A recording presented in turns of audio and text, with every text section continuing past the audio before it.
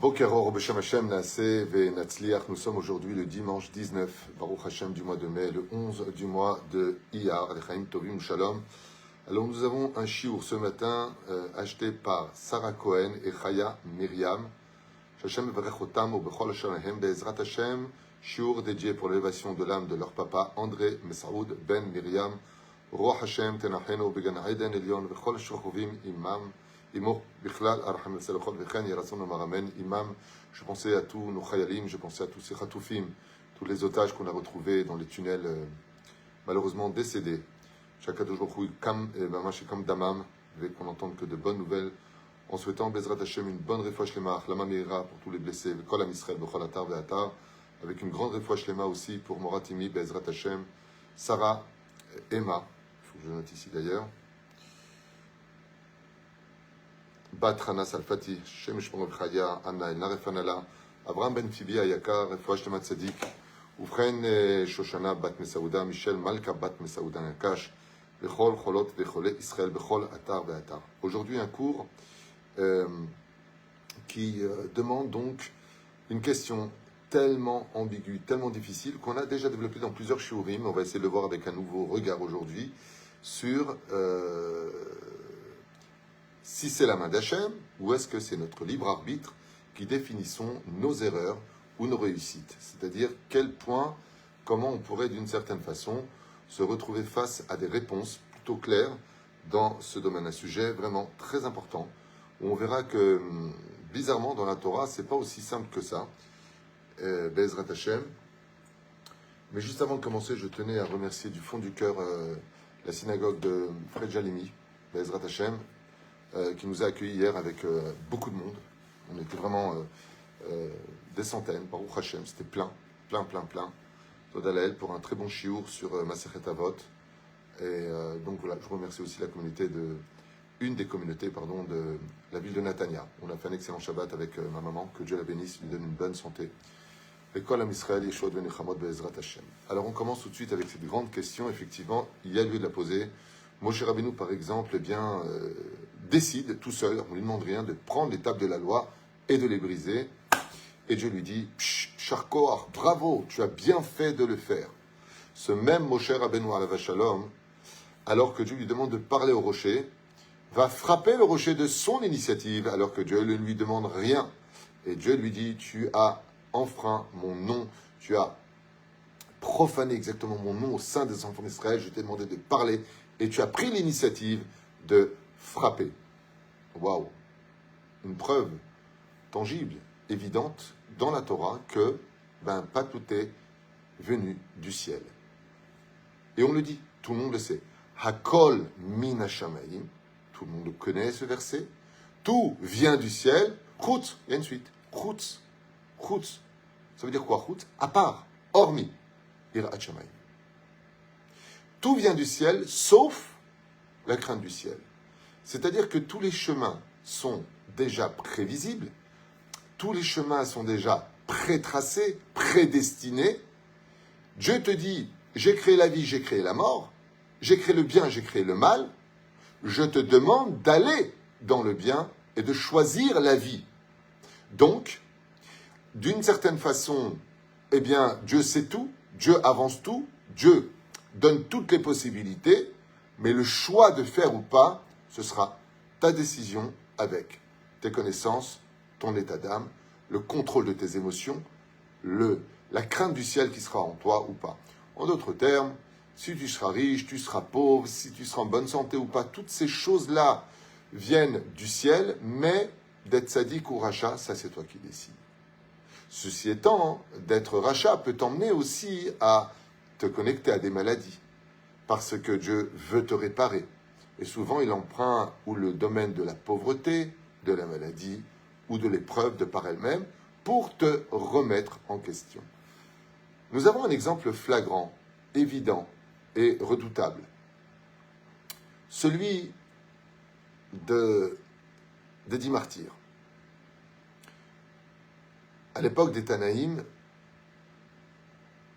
l'empereur constate que dans la Torah, Yosef a été vendu par ses frères, et en feuilletant la Bible, il se rend compte que les frères n'ont pas payé réellement cette faute d'avoir vendu leur frère, Alors il demande au maître de la Torah de cette époque, le prince de la Torah, Rabban Shimon ben Gamiel, et il lui dit, dis-moi, quel est le digne, c'est-à-dire quelle est la loi chez vous les juifs, quand un juif vend son frère juif, quelle est la loi?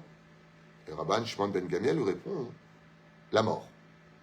Il dit, viens avec moi, regarde dans ta Bible, à vous les juifs, les frères ont vendu Yosef, mais on ne voit pas qu'ils ont été mis à mort. Donc, moi, j'ai envie de faire la justice de Dieu.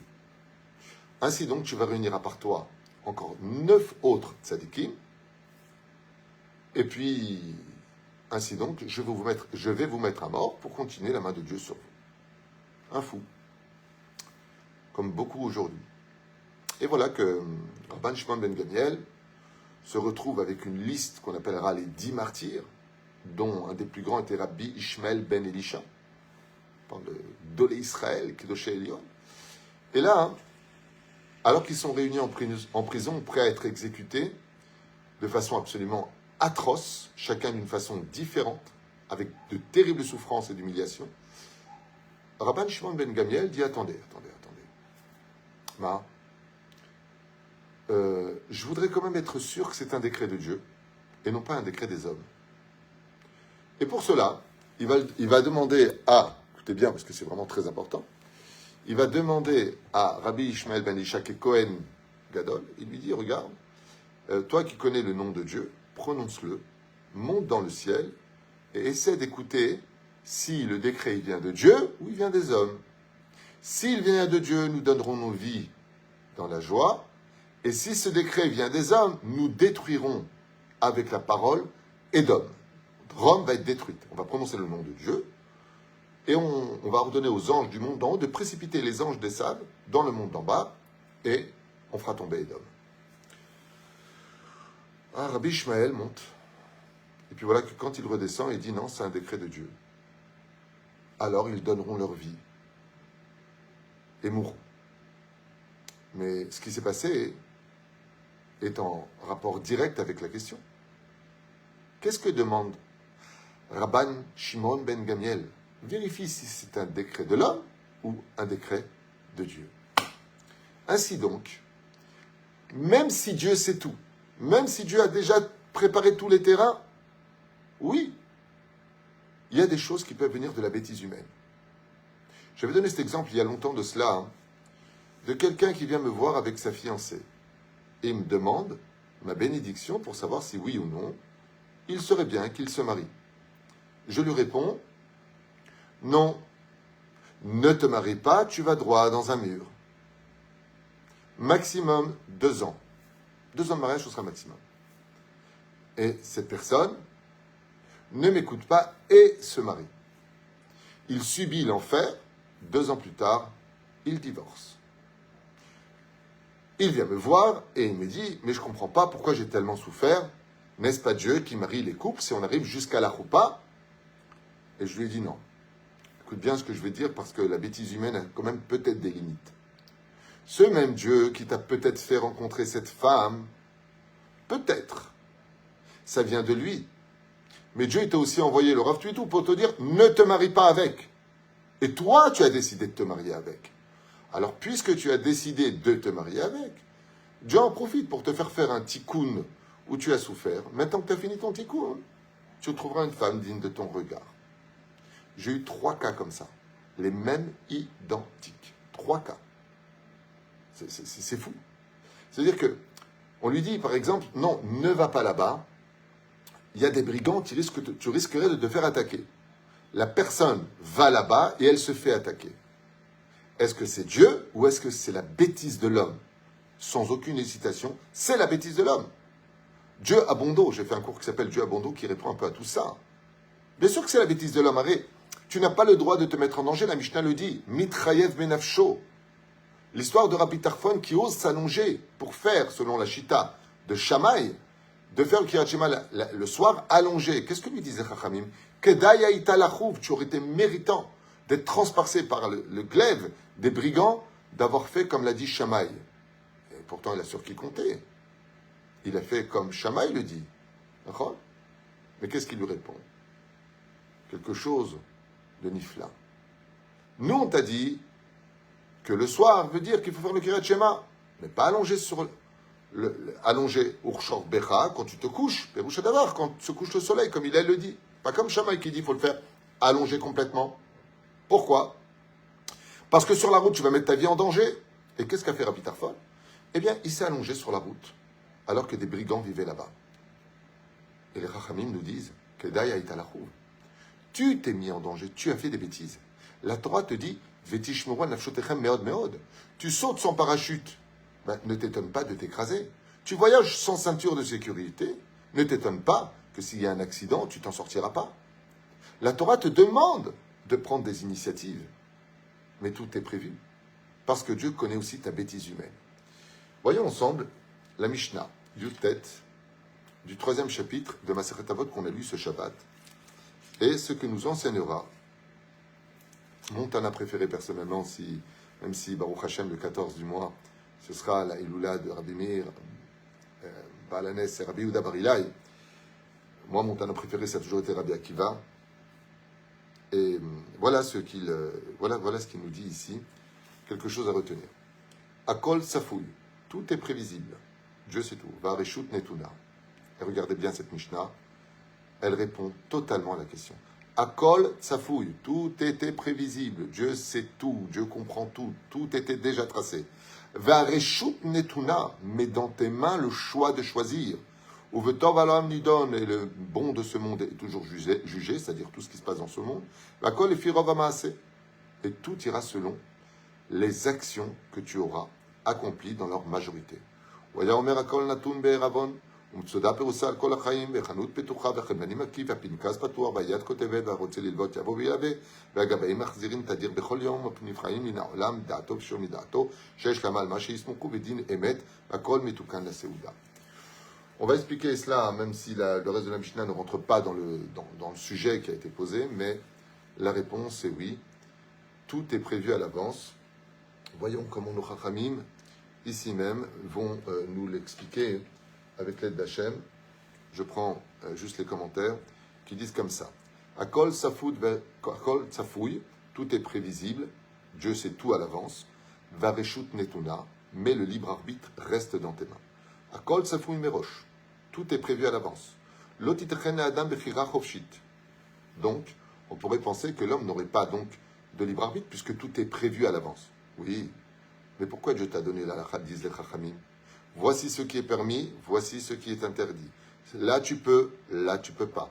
À partir du moment où tu rentres dans un endroit qui est interdit, les clipotes ont le droit de s'attacher à toi et de t'emmener vers leur monde à eux. Est-ce que ça vient de Dieu? Non. Dieu t'a dit, n'y va pas. Et toi, tu y vas. Donc comme tu y vas, qui en est le responsable? Toi.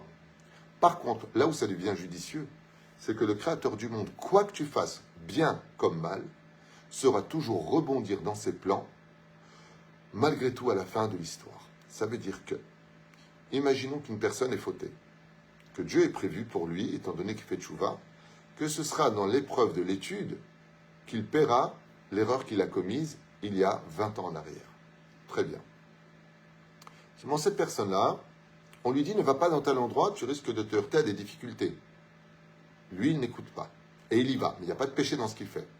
Alors, au lieu de trimer dans l'étude de la Torah ou dans une chose qui aurait été une mitzvah, Dieu dit, bon, alors, puisque de toute façon, tu t'es mis dans une situation où tu vas souffrir, alors ta souffrance va payer ce que tu as fauté il y a 20 ans en arrière. Donc, le Créateur du monde surfe sur nos erreurs, malgré tout, parce qu'il est Dieu. Il est au-dessus de tout. Et c'est pour ça qu'il y a marqué Akol Tsafouy. Écoutez bien ce que disent nos Chachamim, c'est magnifique. Ici, les mots sont parfaitement dits. Ketzad nitan leyashev zot im yediato amuchletet shel ha'el bedaf halimun muva shne mekorot shekol achad mehem machzik betzad echad shel hastira. Donc il dit d'un côté, on pourrait facilement imaginer qu'en fin de compte, on n'aurait presque pas de libre arbitre. Et la réponse serait c'est impossible puisque l'homme recevra son salaire ou sa punition selon son choix et son libre arbitre. Donc ça se contredit. Reshut lekol adam netuna. Donc maintenant on explique, ils disent les Chachamim, donc je vous lis directement le texte. Reshut lechol adam netuna. Chacun de nous possédons une part de responsabilité, de libre arbitre. Tu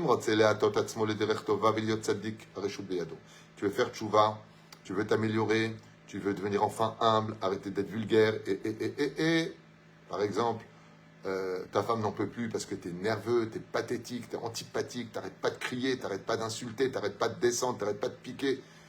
Bon, elle veut arrêter. Arrête de critiquer, arrête de constamment crier, arrête de croire que c'est en humiliant l'autre que tu te sentiras peut-être plus un roi. Arrête et tu divorceras pas. Mais si tu continues, tu vas finir avec un guet. Donc, résultat des courses, tu peux décider de changer ta destinée. C'est ce qu'il nous dit ici. Akol beyado. Change et t'éviteras des catastrophes. Comme des fois, vous avez des ouvriers qui se prennent pour des patrons. Ils tiennent tête au patron. Alors, tu te fais virer, mon pote. Ça, c'est Me'et Hashem. Parce que, ouais, de toute façon, je ne peux pas me taire. Résultat des courses, t'es viré. Ok? Donc, tu ne peux pas dire, dans ce cas-là, ça, c'est Dieu. Comme une personne qui est malade, on lui dit, va vite chez le médecin, il faut qu'il te prescrive un médicament. Il lui dit, oh, pas du tout, pas du tout, pas du tout, Dieu va me soigner. Il meurt. Dans le monde d'en haut, c'est un suicidé. Pourquoi? Verra pour Yerapé. Tu n'as pas le droit de compter sur le miracle. La Torah t'a dit que Dieu t'a envoyé des médecins pour cela. Il écrit ton médicament par le biais du médecin. Verra pour Yerapé. Verra pour, ça toujours Yerapé, aller des refaits. Mais la reine Bezrat Hashem Barach, ainsi donc, tu peux mettre ta vie en danger sur de mauvaises décisions. D'où l'importance d'avoir un rave et de lui poser des questions, à savoir, qu'est-ce que dit la Torah? Comment je dois prendre ma vie? Comment je dois décider de mon avenir? Est-ce que c'est bien ce que je fais? Est-ce que c'est pas bien? Hier soir, de Motzei Shabbat, en allant manger une glace avec mon épouse, ma mère et mes frères et sœurs, que Dieu les bénisse, en partie, et les belles-sœurs aussi qui étaient présentes, je tombe sur quelqu'un qui me pose une question sur lequel, voilà, il me dit, j'ai trouvé un nouveau travail, le problème c'est que si je vais dans ce nouveau travail, je suis obligé d'annuler l'étude du matin et l'étude du soir, je vais rentrer beaucoup trop tard, et puis voilà, il me donne plusieurs exemples. Alors je lui ai dit, c'est un problème. On ne peut pas annuler l'étude de la Torah qui est le principal pour du travail. Pour l'instant, là où tu es, tu restes, en espérant que tu trouves le plus vite possible, Ezrat Hashem, une possibilité d'avoir un travail proche de la maison qui te permettra d'étudier la Torah. Et ainsi donc, quand des fois on a des choix entre deux travails, il y en a un qui est loin, mieux payé, il y en a un qui est proche, un peu moins bien payé, mais celui qui est proche te permet d'étudier, celui qui est loin t'annule la Torah, pose la question à un arabe, il te dira non, prends celui qui est à côté, car la Torah est plus importante que l'argent. Tov li Torah piram me alfeza vachasef. T'inquiète pas, si tu as de la Torah, dans ta parnassa, tu auras de la qualité. Si tu as plus de parnassa sans Torah, tu auras plus de quantité sans qualité. Fais attention, car la Torah, c'est l'épice de toutes les entrées de notre vie. Tout ce que tu rentres dans tes poches, la Torah lui donnera de l'épice. Bezrat Hashem. Et donc il le dit. Si maintenant toi tu choisis un chemin sur lequel tu as décidé d'être rachat, pas de problème. Va. Il y a aussi des choses qui t'attendent. Et c'est pour cela que Dieu nous demande d'étudier la halachot, pour qu'on soit tous conscients de ce qui est bon, de ce qui ne l'est pas. En fin de compte, il nous dit ici comme ça pour ne pas trop m'allonger, parce que c'est très très long, il donne beaucoup d'exemples, c'est magnifique comme commentaire, mais je vous le fais en 2 mots. Les Chachamim nous disent, ne tombe pas dans le piège, tout simplement parce que, eh bien, il y a une association entre l'homme, Bezrat Hashem, et ses décisions face à Dieu. Dieu est associé à toi dans ce que tu fais. La différence qu'il y a, c'est que, exactement comme on a une association, eh bien, quand tu viens, tu dis, voilà, je vais investir là avec ton associé, tu te dis, non, il ne faut surtout pas investir là-bas, regarde. Puis on fait les calculs, regarde les entrées, regarde les sorties, on aura plus de sorties que de rentrées, viens, on ne s'associe pas. Et l'associé dit, ouais, mais attends, on est associé 50-50, moi je te dis que ça va marcher, suis-moi, fais-moi confiance. Qu'est-ce que fait à ce moment-là le deuxième associé? Il dit, ok, banco, et voilà qu'il perd de l'argent. Alors, c'est vrai que la responsabilité, dans l'absolu, revient à celui qui a pris la mauvaise décision, et que l'associé, eh bien, il est dans les pertes. Ainsi est le Créateur du monde. Il a misé sur nous, Asher Bahar Banu Mikola Amim, et quand on fait des bêtises, il est associé avec nous, même dans la pire des situations, dans l'impureté la plus totale, comme c'est marqué, et je résiderai parmi vous, même dans l'impureté, parce que Dieu est associé avec nous. Shlosha Shutafim Ba'adam, il y a 3 associés pour un homme, papa, maman, et le Créateur du monde. Et ainsi donc, on emmène Dieu partout où on est, malgré le fait que des fois, nous ne prenons pas de bonnes décisions. L'une des raisons pour laquelle, de façon assez évidente, eh bien, Kadosh Baruch Hu nous dit, je vous donne un conseil. La vie est un conseil. Allez à droite, n'allez pas à gauche. Si tu vas à droite, tout attend, je l'ai déjà prévu, je l'ai déjà inscrit. Si tu vas à gauche, tout attend. Tout est déjà prévu, je l'ai déjà inscrit. Mais moi, je te dis d'aller à droite. Alors si tu vas à gauche, ne viens pas me casser les pieds. Je t'ai prévenu. Ainsi donc, Be'ezrat Hashem Itbarach, la situation et la question qui est posée, comme l'explique le Ben Ishraï sur la mort de Guédalia, qu'on jeûne le lendemain de Rosh Hashanah. Pourquoi est-ce qu'on jeûne? Qu'est-ce qu'exactement quand Ishmael Ben Netanya, il s'est passé ce qui s'est passé en l'assassinant? Le Ben Ishraï dit que la mort de cet homme-là n'était pas prévue du ciel, que c'est l'action de l'homme. Et à Rosh Hashanah, le lendemain, pourquoi est-ce qu'on fait ce jeûne de Guédalia? Pour que les hommes prennent enfin conscience que dans ce monde, tout comme Moshe a été récompensé d'avoir brisé l'étape de la loi, on n'oublie pas qu'il a été puni parce qu'il a frappé le rocher. Deux initiatives qui ne sont pas venues de Dieu, qui sont venues du libre arbitre de l'homme, une qui était une bonne décision, une qui était une mauvaise décision. Si on suit le chemin de la Torah et des mitzvot, si Moshe ne s'était pas mis en colère en disant « Amorim, vous êtes un peuple rebelle », Dieu t'a demandé de faire du lachon hara sur le peuple, Dieu t'a demandé de t'énerver, Dieu te dit « Sois humble, sois calme, et un rave, sois agréable, sois quelqu'un de humain, et un cœur de chair et pas un cœur de pierre. » Ça, c'est les conseils de Dieu. Maintenant, toi, tu as décidé de laisser libre choix à toutes tes pulsions animales, alors ne t'étonne pas des résultats. Une femme qui ne respecte pas son mari, qui à chaque fois lui dit va voir ailleurs et qui lui parle comme à moins que rien, il est évident que ça ne peut pas aboutir à un shalom ou à de l'amour tôt ou tard, car l'amour, c'est un investissement. Quand tu veux aimer, il faut t'investir, il faut donner, il faut se remettre en question. Mais si tu exiges d'être compris sans jamais comprendre les autres, alors ne viens pas dire que le divorce vient du ciel. Tu l'as tout simplement engendré par ta bêtise et ton manque de compassion. Mais ce qu'est les choix de Nechamot et de comprendre qu'une grande partie de notre réussite dépend essentiellement d'un côté de l'ambition de chacun d'entre nous, mais surtout de la façon dont nous avons engendré la forme face au fond. Souvent dans les fonds, ça vient d'Hachem, c'est-à-dire que les idées que nous avons peuvent être très très souvent incluses par le ciel, mais la forme pour la concrétiser va dépendre de tes midotes, de tes choix et de tes convictions. Je dis quel est le choix de Nechamot, Bezrat Hashem pour l'élévation de l'âme de cette personne pour qui ce jour a été dédié. Voilà. André Messaoud, Ben Miriam, Roi Hashem, Tenachen, Began Eden, et toutes ces personnes décédées, tous nos soldats chez Natouet Nafsham, chez Akadogoui, comme Damam, on n'entend que de bonnes nouvelles, une très très grande réfouach lema pour tous les malades d'Israël. Si vous pouvez prier particulièrement pour Sarah Emma Batrana Salfati, elle a vraiment besoin de vos prières. Situation l'eau simple, mais Bezrat Hashem, sans danger, Chaz Veshalom, mais de grandes souffrances. Le Kolam Israël, Yeshua Ben Nechamot, Melech HaMashiach Tzidkenu, en espérant le plus vite possible qu'on construise ce fameux monument qu'on attend tellement tous. Ça tarde à cause d'un problème technique pour lequel je ne peux rien faire moi personnellement. Aval Hakol Me'et Hashem. Et c'est là qu'est la réponse finale. Vous voyez, pour l'histoire du bâtiment qu'on doit construire, on a le terrain, on doit le construire. D'accord ? Là, la mairie n'y est pour rien. C'est un problème avec l'électricité parce que ils ont un problème technique. Combien d'ampères ils doivent mettre, ils ne savent pas exactement ce qu'ils vont construire à côté. Donc, Zémé Akev, ça retarde. C'est pas de ma faute, c'est pas la faute d'Aviam Salem, c'est pas la faute du maire, c'est pas la faute de personne. Donc, Zémé et Hachem. À partir du moment où il n'y a pas de main, il n'y a pas d'action, il n'y a pas alors Zébé met Minashamay. Et quand des fois c'est dépendant de nous, eh bien il suffit simplement nous-mêmes de nous remettre en question pour comprendre que la vie pourrait être plus belle si on était tout simplement plus beau d'âme et d'action. Koltou Velitraot. Shavuot Tov.